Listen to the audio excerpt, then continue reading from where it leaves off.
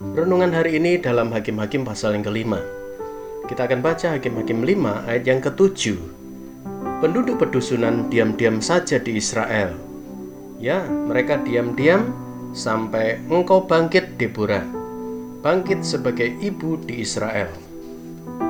Semua orang pasti memiliki cita-cita. Namun, ada orang yang optimis bahwa dia pasti akan meraih cita-cita itu. Dan untuk orang seperti ini, tidak ada yang mustahil ketika saatnya tiba, dia akan meraih apa yang dia cita-citakan.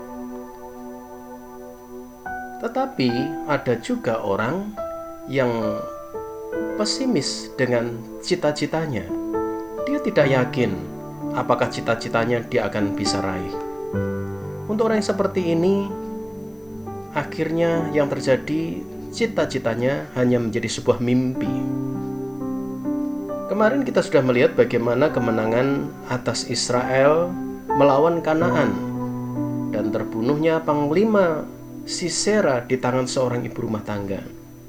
Kita juga melihat bagaimana Deborah bahkan sampai ikut ke medan perang hanya karena Barak dan para pria Israel takut melawan Kanaan.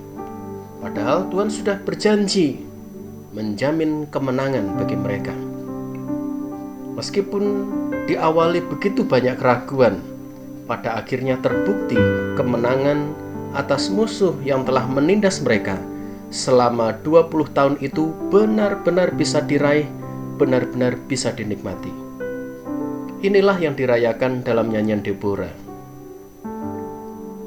Sangat menarik jika kita perhatikan bahwa Deborah dan juga Yael benar-benar disanjung-sanjung. Bahkan Deborah selalu disebut lebih dahulu daripada Barak. Apa yang membedakan Deborah dan Yael dengan Barak atau orang-orang, khususnya para pria di Israel saat itu? Di ayat 7 digambarkan bahwa ketika penduduk Israel diam-diam saja, Deborah bangkit sebagai ibu Israel.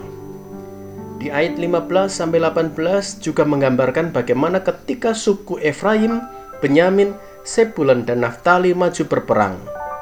Suku Ruben masih banyak pertimbangan. Orang Gilead diam saja, demikian juga suku Dan serta Aser tidak mau ikut serta.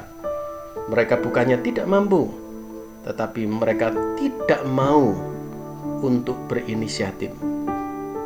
Inilah jawaban yang membedakan antara Deborah dan Yael yang akhirnya bisa meraih kemenangan dibandingkan dengan mereka yang hanya diam saja, penuh pertimbangan, tidak melakukan apa-apa dan tidak ikut menikmati kemenangan di hari itu. Saudara dikasihi oleh Tuhan, apakah hari-hari ini saudara sedang mengalami pergumulan? Saudara sudah berdoa, tetapi tidak kunjung ada jawaban Tuhan. Mungkin saja saudara sudah bergumul, tetapi di hati saudara tidak yakin. Apakah Tuhan akan menyelesaikan? Saudara tidak yakin mujizat pasti terjadi. Saudara tidak yakin dan mempercayai akan perkataan dan firman Allah. Renungan hari ini mengingatkan kita, apapun yang mustahil bagi kita, tidak mustahil bagi Tuhan. Jangan pernah diam dan terlalu banyak pertimbangan sehingga akhirnya kita meragukan kuasa Tuhan. Tetaplah percaya dan nikmati kemenangan bersama dengan Tuhan.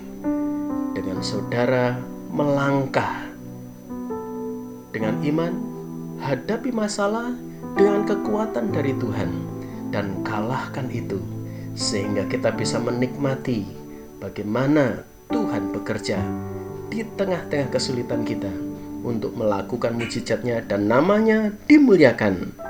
Tuhan memakai hidup kita menjadi alat kemuliaannya. Puji nama Tuhan. Tuhan memberkati.